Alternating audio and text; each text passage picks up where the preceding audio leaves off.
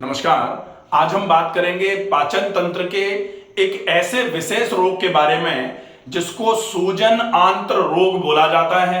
सूजन आंत्र रोग दो प्रकार का होता है, एक तो अल्सरेटिव कोलाइटिस, दूसरा क्रॉन्स डिसीज।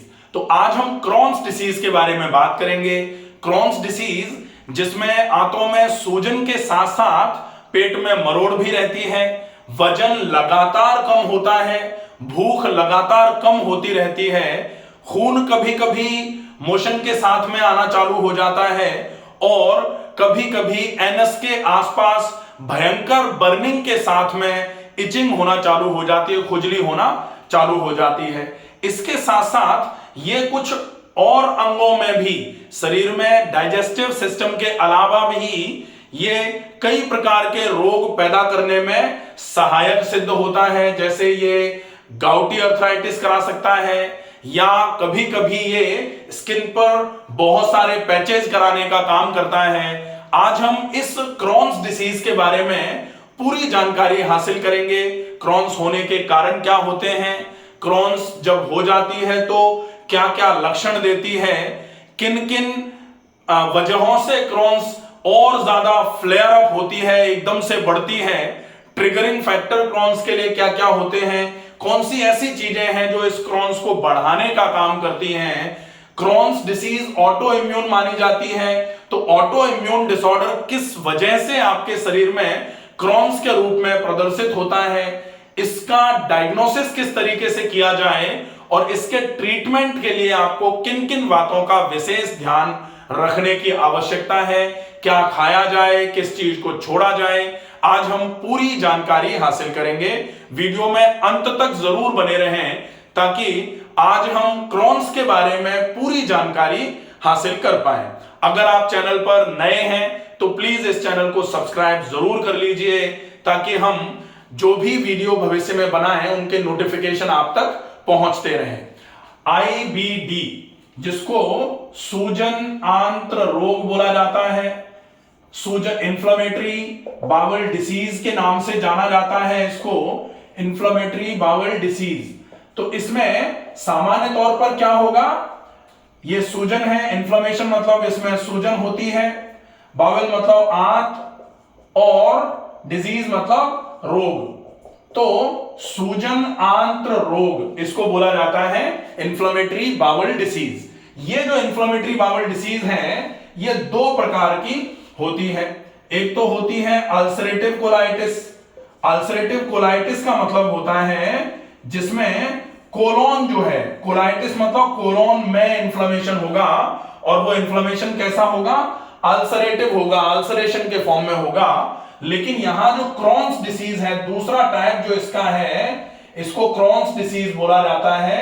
इस क्रॉन्स डिसीज में फ्रॉम माउथ टिल एनस कहीं भी ये इंफ्लेमेटरी साइंस आना चालू हो जाते हैं। तो यहां इंफ्लेमेशन, अल्सरेटिव कोलाइटिस जो है इसमें इंफ्लेमेशन कहां आएगा, कोलोन में आएगा। कोलोन मतलब सिर्फ बड़ी आंत। और यहां इंफ्लेमेशन कहां हो सकता है, मुंह में सूजन या फिर मसूड़ों में सूजन से लेकर के ये पेरी एनल डिसीज मतलब गुदा मार्ग के आसपास की जो बीमारियां होती हैं वहां तक के पूरे हिस्से में कहीं भी इंफ्लेमेशन करा सकती है, ये होगी क्रॉन्स डिसीज। अब क्रॉन्स डिसीज बेसिकली ये ऑटो इम्यून डिसऑर्डर है। साइंस ऐसा मानती है कि इसके होने का कोई डेफिनेट कॉज तो पूरे तरीके से पता नहीं है, लेकिन जहां आपकी इम्यूनिटी, जो आपकी प्रतिरक्षा प्रणाली है, जब ये आपके शरीर में रोग जब आक्रमण करते हैं तब उन आक्रमणों को खत्म करने के लिए ये एकदम से आपके शरीर में आक्रामक मोड में आ जाती है। जैसे ये आपका शरीर है, मान लिया ये आपका शरीर है, आपके अंदर की जो इम्यूनिटी जिसको बोला जाता है, प्रतिरक्षा प्रणाली, जब यहां पर किसी भी प्रकार का रोगाणु आना चालू होगा तो इस रोगाणु को लड़ने के लिए ये जो आपकी इम्यूनिटी है ये अटैकिंग मोड में आ जाती है एकदम से। और ये जो अटैकिंग मोड में आती है, ये अटैकिंग मोड जो है यही बताता है कि आपकी इम्यूनिटी अगेंस्ट में काम कर रही है, जो भी आपके शरीर में रोग पैदा हो रहे हैं उनके, और वो सूजन से रिप्रेजेंट करती है। तो अगर इन्फ्लेमेशन हो रहा है तो डेफिनेटली स्वेलिंग एक इन्फ्लेमेशन का साइन माना जाता है। लेकिन जैसे ही आपकी इम्यूनिटी इस रोगाणु को खत्म कर देगी तो फिर आपकी इम्यूनिटी उस अटैकिंग मोड से वापस आ जाएगी और सूजन जो है वो समाप्त हो जाएगी, सूजन जो है वो समाप्त होना चालू हो जाती है। लेकिन कभी कभी ऐसा होता है कि ये आपकी इम्यूनिटी जो है, जो आपकी प्रतिरक्षा प्रणाली है, ये जब एकदम से ओवर सेंसिटिव हो जाती है, ओवर अटैकिंग मोड में आ जाती है, तो ये सूजन तो कर दे रही है अटैकिंग मोड में आने के बाद, लेकिन ये वापस नॉर्मल नहीं हो पा रही है। और ये सूजन भी, ये अटैक भी किस पर कर रही है, ये ओवर सेंसिटिव, ओवर अटैकिंग हो जाती है। तो ओवर अटैकिंग जो है वो ये किस पे अटैक कर रही थी, ये जैसे आपकी बॉडी थी और इस बॉडी में ये आपकी इम्यूनिटी है, यहां से रोगाणु आ रहा है। रोगाणु मतलब जो एंटीजन है, पैथोजन, जिसको माइक्रो ऑर्गेनिज्म जो आ रहा है, वायरस, बैक्टीरिया, कुछ भी आ रहा है, इसको लड़ने के लिए यहां से ये इम्यूनिटी आपकी लड़ने के लिए अटैकिंग मोड में आई थी। लेकिन कभी कभी ये इतनी एग्रेसिव हो जाती है, इतनी ओवर अटैकिंग हो जाती है कि ये फिर ये नहीं देखती है कि ये माइक्रो ऑर्गेनिज्म है या ये जो नुकसानदायक है उससे हम लड़ रहे हैं, कि हम अपने शरीर के अंदर की चीजों को ही, जो हमारे लिए जरूरी है, उनको खत्म करना, उनको नुकसान पहुंचाना चालू कर चुके हैं। तो जब ये उस मोड में आ जाती है, ओवर एक्टिव हो जाती है, हाइपर सेंसिटिव हो जाती है, तब इसको बोला जाता है कि ये आपके शरीर के लिए ही नुकसानदायक हो गई है। तब इसको कहा जाता है ऑटो इम्यूनिटी के रोग, ऑटो इम्यूनिटी की समस्याएं। और ये जो आईबीडी में क्रॉन्स है या अल्सरेटिव कोलाइटिस है, ये सामान्य तौर पर ऑटो इम्यून डिसऑर्डर्स के अंतर्गत रखे जाने वाली बीमारी है। तो इतना तो समझ में आ गया बिल्कुल। अब हम आगे देखेंगे, इसमें हम देखेंगे ऑटो इम्यूनिटी में जो ये क्रॉन्स है, क्रॉन्स के टाइप कितने होते हैं। तो अब यहां से तो या इतना तक तो हम हटा लेते हैं।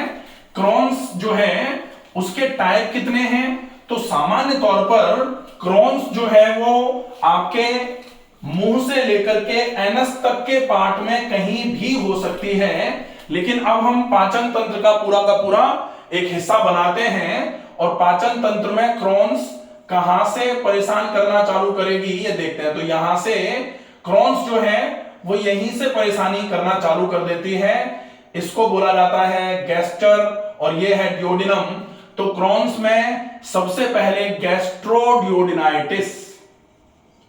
गैस्ट्रोडियोडिनाइटिस मतलब क्या होगा कि ये आमाशय और छोटी आंत के पहले वाले भाग में सूजन कराना चालू कर देगी।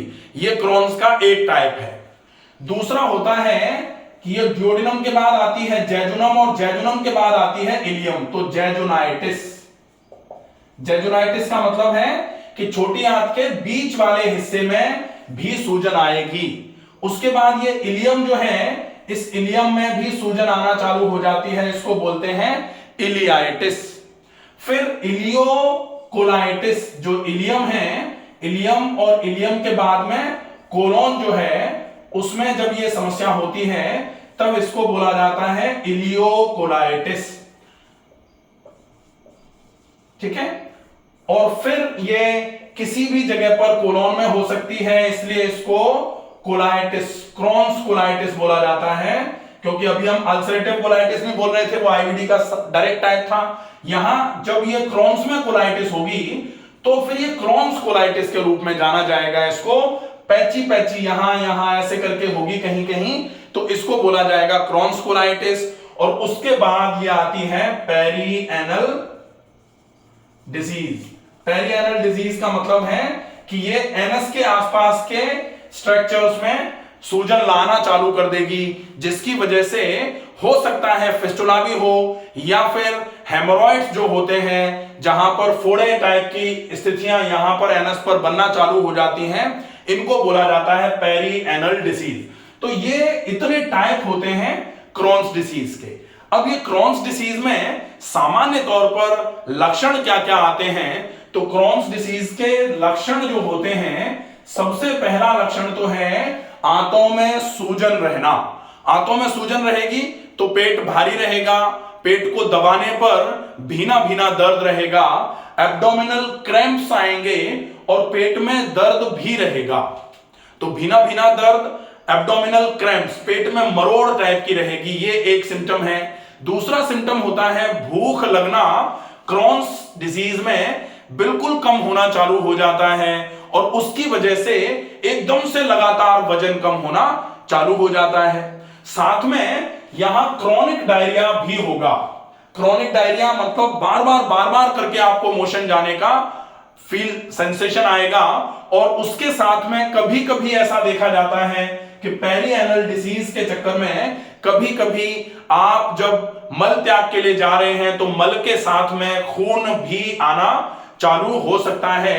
यह भी एक क्रॉन्स का सिम्टम, एक लक्षण माना जाता है।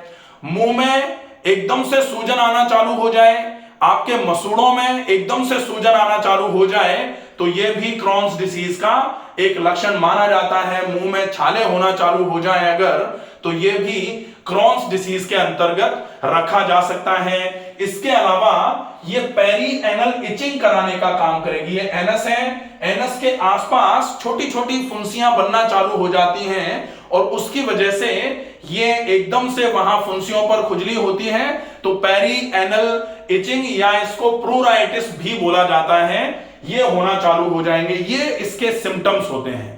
अब सिम्टम्स के बाद हम बात करेंगे कि क्रॉन्स डिसीज जो है ये पाचन तंत्र के अलावा बाकी और क्या क्या परेशानियां करा सकती है।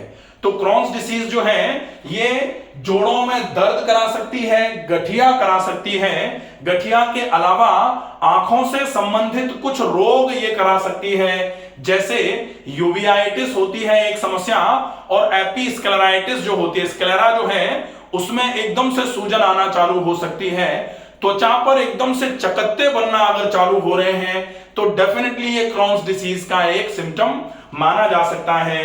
किडनी में स्टोन्स भी इसकी वजह से हो सकते हैं और कभी कभी ऐसा देखा जाता है कि आपकी बोन डेंसिटी जो है वो वीक होना चालू हो जाती है, क्योंकि आंत में सूजन है। आंत में सूजन की वजह से खाना एब्जॉर्ब नहीं हो पा रहा है, खाने का एब्जॉर्प्शन नहीं है, इसकी वजह से आपके शरीर में मल्टीपल डेफिशिएंसीज आना चालू हो जाएंगी, हड्डियां कमजोर होंगी, मांसपेशियां कमजोर होंगी, हमेशा थकान जैसा अनुभव होना आपको चालू हो जाएगा। और इसके साथ साथ ये जो क्रॉन्स डिसीज है ये आपकी पित्त की नलियों में सूजन लाने का काम कर सकती है, जिसको कोलेंजाइटिस के नाम से जाना जाता है। अगर हम देखें कि ये क्रॉन्स डिसीज जो है ये कॉम्प्लिकेशंस कौन से पैदा कर सकती है, तो कॉम्प्लिकेशन के रूप में जब क्रॉन्स एकदम से बढ़ती है तो ये कई प्रकार के फोड़े फुंसियां शरीर में पैदा कर सकती है। इसके अलावा ये जो है क्रॉन्स जब बहुत ज्यादा हो जाती है तो फिर ये पेरी एनल हेमोरॉइड्स जो बोला जाता है, इंटरनल हेमोरॉइड या एक्सटर्नल हेमोरॉइड का नाम इनका रखा जा सकता है, ये कराने का काम कर सकती है। प्लस साथ में ये एनस में छोटे छोटे से कट्स लगा करके जिनको फिसर के जैसा ही माना जाएगा और उनमें भयंकर इचिंग होना चालू हो जाएगी और ज्यादा खुजली करने पर वहां से या तो कुछ लिक्विड सब्सटेंस निकलना चालू होता है या फिर वहां से कभी कभी ब्लड भी ऊज होना चालू हो जाता है, रिसाव ब्लड का चालू हो जाता है। वो जो है इसको गुदा विदर के नाम से भी जानते हैं। तो ये जो एनस पर छोटे छोटे कट्स लग जाते हैं उसका रीजन जो होता है वो एकदम से जो प्रोक्टोकोलाइटिस टाइप की स्थिति जो बनती है, पेरी एनल डिसीज जो है उसमें जो बनती है, ऐसे केस में आपके एनस पर बार बार करके भारीपन रहेगा, एनस में ऊपर से जोर पड़ा रहेगा। आप मोशन के लिए जैसे ही जाते हैं, मोशन से फ्री होने के बाद जब आप वापस उठ करके आएंगे तो भी आपको लगेगा कि थोड़ा और मोशन पास हो जाए तो बहुत अच्छा रहे। अगर ऐसा लग रहा है तो ये क्रॉन्स के कॉम्प्लिकेशंस में जाएगा। इसके अलावा क्रॉन्स के कॉम्प्लिकेशन में आंत्र अवरोध, जिसको इंटेस्टिनल ऑब्स्ट्रक्शन भी बोला जाता है, ये होना भी चालू हो सकता है। साथ में ये माल एब्जॉर्प्शन तो डेफिनेटली कराएगा। कई प्रकार की कमजोरियां, कई प्रकार के अवशोषण की कमी की वजह से होना चालू हो जाती हैं और डेफिनेटली क्रॉन्स अगर लंबे समय तक रहा, क्रॉन्स में अगर ब्लीडिंग ज्यादा हुई, तो ये अनीमिया के लिए भी रेस्पॉन्सिबल फैक्टर, रेस्पॉन्सिबल कॉज मानी जाती है बीमारी। इसके बाद अब हम देखेंगे क्रॉन्स जो है उसके होने में सबसे सहायक कारण क्या माना जाता है। तो वैसे तो ऑटो इम्यून डिसऑर्डर है। ऑटो इम्यून डिसऑर्डर में मैंने पहले ही बता दिया कि आपके शरीर में इम्यूनिटी क्या काम करती है कि बाहर से जो भी पैथोजन आपके शरीर पर अटैक करता है तो आपकी इम्यूनिटी उस पैथोजन पर अटैक करती है, और उस अटैकिंग मोड में जब वो आपकी इम्यूनिटी आती है तब फिर सूजन के रूप में इन्फ्लेमेटरी साइन जो होते हैं सूजन के रूप में दिखाई देते हैं। जैसे ही आपकी इम्यूनिटी उस पैथोजन को मार करके खत्म कर देती है तो फिर वो सूजन जो सिम्टोमेटिक थी, जो इम्यूनिटी जब काम कर रही थी अगेंस्ट वो जो माइक्रो ऑर्गेनिज्म था उसकी वजह से वहां सूजन आई थी। अब वो काम खत्म हो गया तो सूजन खत्म हो जाती है। लेकिन कभी कभी ऐसा होता है कि आपकी इम्यूनिटी जब ओवर एक्टिव हो जाती है तो वो आपके शरीर के अंगों को ही नुकसान पहुंचाना चालू कर देती है। ऐसी कंडीशन जो है वो आईबीडी के अंतर्गत क्रॉन्स के साथ पाई जाती है। अब हम देखते हैं कि ये जो ऑटो इम्यून डिसीज है इसके फैलने में सबसे ज्यादा इंपॉर्टेंट फैक्टर्स क्या क्या होते हैं। तो कभी कभी तो ऐसा देखा जाता है कि ये जेनेटिक कैरेक्टर्स के साथ भी मूव करती है कि अगर ये फैमिली में किसी को है तो होने के चांसेस बहुत ज्यादा हो जाते हैं।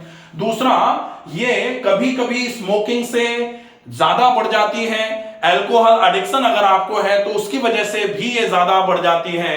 अपेंडिक्स का ऑपरेशन जो लोग करवा लेते हैं उन लोगों को ये समस्या ज्यादा देखने में आती है। इसके अलावा बहुत ज्यादा मात्रा में अगर कोई स्ट्रेस में रहता है तो क्रॉन्स डेफिनेटली होने के चांसेस बहुत ज्यादा बढ़ जाते हैं। अब इसकी डायग्नोसिस के लिए आपको क्या क्या करना पड़ता है। कुछ ब्लड टेस्ट होते हैं जिसमें आप आरबीसी डब्ल्यूबीसी टेस्ट करते हैं और सीआरपी देखते हैं। सीआरपी मतलब इन्फ्लेमेटरी मार्कर माना जाता है उसको, इनको देखा जाता है। इसके अलावा स्टूल टेस्ट होते हैं, यहां आपके मल की जांचें करी जाती हैं। इसके अलावा आप एंडोस्कोपी या फिर कोलोनोस्कोपी, सीटी स्कैन एब्डोमेन या फिर एमआरआई के लिए भी जाते हैं। इससे पता लगता है कि क्रॉन्स किस टाइप की है और कौन से फेज में है अभी। इसके बाद जब इसके ट्रीटमेंट की बात करी जाती है कि क्रॉन्स का ट्रीटमेंट कैसे किया जाए, तो सामान्य तौर पर क्रॉन्स के ट्रीटमेंट के लिए जनरली जो प्लान होता है, एलोपैथी में हम स्टेरॉइड्स का उपयोग करते हुए देखे जाते हैं। स्टेरॉइड्स के साथ में कभी कभी एंटी इंफ्लेमेटरी जो NSAIDs बोला जाता है, anti inflammatory non steroidal drugs जो होते हैं उनका उपयोग भी किया जाता है। इसके बाद में जो बाकी के टेस्ट हैं वो टेस्ट करने के बाद पता लगता है कि कोई स्पेसिफिक ग्रेड के एंटीबायोटिक की आवश्यकता अगर है तो वो दी जाती है। तो ये तो हो जाती है एलोपैथी की बात। अब हम देखें नेचुरोपैथी में क्रॉन्स को किस तरीके से ट्रीट करना है। नेचुरोपैथी ट्रीटमेंट्स क्या क्या होंगे, यौगिक मैनेजमेंट क्रॉन्स का क्या होगा और डाइट थेरेपी स्पेसिफिकली क्रॉन्स की डिसीज में क्या होगी, ये जो है इसके लिए हम पार्ट 2 अभी वीडियो बना लेंगे।